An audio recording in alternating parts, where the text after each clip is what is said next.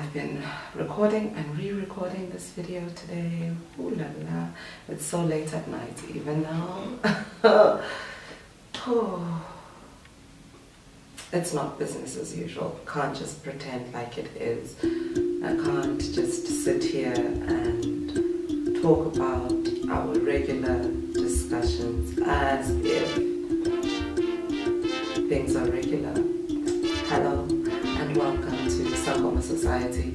My name is Ohani Bagamakwa, and this is Sangoma Society, where we discuss all things pertaining the ancestral.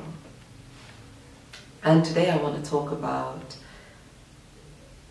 how to dealing with anxiety and PTSD in the current climate that we're in. The most debilitating thing about anxiety, or for those who are struggling with some level of post-traumatic stress disorder in this moment, is that it disables us from being able to carry on with the things that will still be there once this moment has passed. We can't have control, perhaps, over the broader narrative, but we can have control over our own. And I think today I'd like to take this opportunity to share some things that I do that help. The first and foremost is meditation. Many people don't meditate because their anxiety just doesn't allow them to. The minute they take a breath, they sit down and they try to sit with what is going on inside them. They feel as though their anxiety becomes heightened, and it becomes even more difficult to fathom a level of calm coming out of it. And that's not unusual when one begins practice of meditation. I've been guided to do this exercise, especially during my retreats, not perhaps as simply as I will share today, but in the same fashion, which does invite the ancestors into one's meditation and to seek guidance from the ancestors. And if nothing else, to bring a sense of calm and a sense of a place to start. Because I know with anxiety and with processing trauma, you can be so triggered that you can't actually get yourself up, out the door and into your regular day-to-day life. And I don't want to discount the evolutional value of anxiety. You know, we developed anxiety as a response to things where when we are in a state of anxiety, where our awareness is heightened, so we become more alert to potential threats around us. But in a moment like this, those threats and our awareness are incredibly relevant. So I don't want to discount one's sense of anxiety. However, there needs to be that ability to think the way through it. Maybe where you're situated right now, it's not that safe to be up and about outside, but then if you can't go to where you work from or where you generally study from, how can you still manage to get the things done that you need to get done? How can you actually get to the point where you can think clearly enough to be able to do that? So this is an exercise that can bring up some things, and if it does, there's a bit of guidance on how to go about navigating those things that do come up. But as a starting point for how can one just manage to get through the day when the days are so incredibly bleak. This is something I advise clients to do, and something that I have shared in the context of retreats. Ordinarily, I would say choose a candle that resonates most with you in this moment. I would preferably advise a white candle because of the amount of clarity that it can draw. And with this candle, cleanse this candle using salt water, pray over this candle before lighting it, and set the intention for this candle. And then light this candle according to the guidance I've given in the video called Connecting with Candles, which is with some reverence and some respect. And of course in a safe space that is practical for lighting such a candle. For this particular kind of meditation, I prefer that the candle be lit as close to the ground as possible. For some people, their guides do not like that and prefer that their candles be raised, be put on a particular table.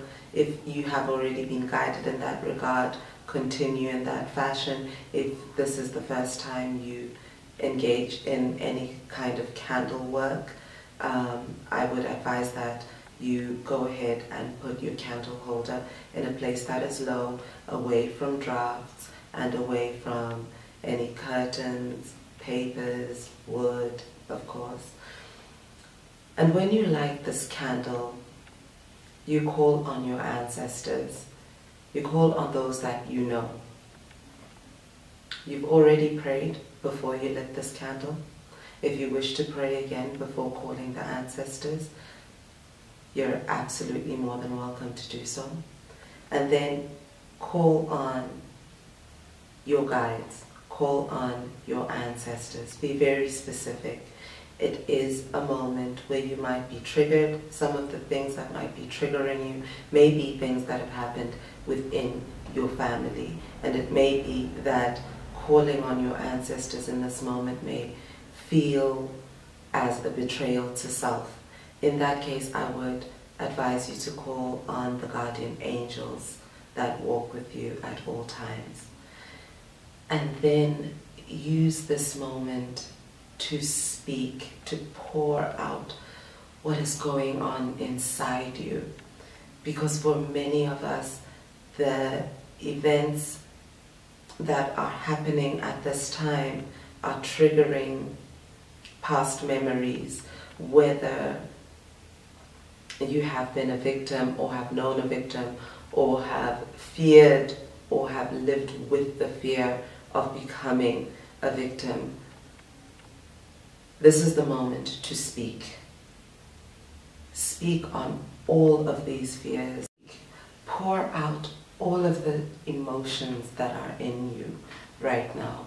Speak to your guides and tell them all that is happening inside you, in your mind, how this is hindering you, what it means for you to be experiencing this. Really, really go there with what you're feeling. Pour it out, let it out, speak on it, and tell them what you need from them in this moment, in terms of your protection, in terms of guidance. Feel your entitlement to their protection as their child in this moment. Speak on your pain, speak on your fear, and ask specifically for the kind of guidance that you need. And then making sure that there's nobody around, no dogs, no cats, no babies. to knock over your candle while you sleep, I want you to take a short nap. Lay something down on the floor, a yoga mat, a blanket, whatever you need to make yourself comfortable on the same level as the candle, with the candle above your head. And take a short nap. You can set an alarm for a 30-minute nap, an hour-long nap. Don't stretch it over an hour. Normally about 15 to 30 minutes is more than enough. And have a nap. If you find yourself struggling to fall asleep, just close your eyes and rest your eyes and allow yourself a moment of rest, a moment to catch your breath. And then when you wake up from there, if there's anything that came up while you were resting, any thoughts, any dreams, anything at all, I want you to then take a journal or a notepad or a piece of paper and just write it all out. Just write out absolutely everything that's come up. And it can be very, very cathartic. It can feel like a release. And that's what it's meant to be. To just let that all out again onto your piece of paper. And then from there, once you've written everything out, think of 3 practical steps that you can take right now. How to get to work, or how to be able to work. How to get to school, or how to be able to study during this time. How can I be a practical part of my own life at this moment in time? Whether that is to take a bath, to have a meal, to get dressed, to clean up your room, whatever the first step is, that's where you start. And just focus on those 3 things. Not big picture things, practical things that you can do right now in order to get through the day. Ooh. So this is a meditation that I have used on multiple occasions as a cathartic start to a practical engagement, re-engagement with life as a whole. I hope that it helps you in some way. It has helped me, and I'm sharing it today in the hopes that it will help someone else. If you've watched until the end of the video, please leave a heart emoji in the comment section. It's my favorite turmeric colored heart. And of course, some turmeric tea wouldn't hurt at all at this moment.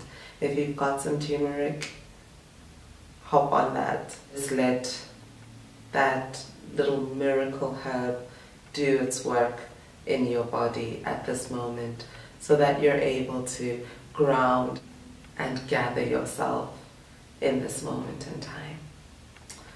If you wish for a one-on-one consultation, the details are in the box below.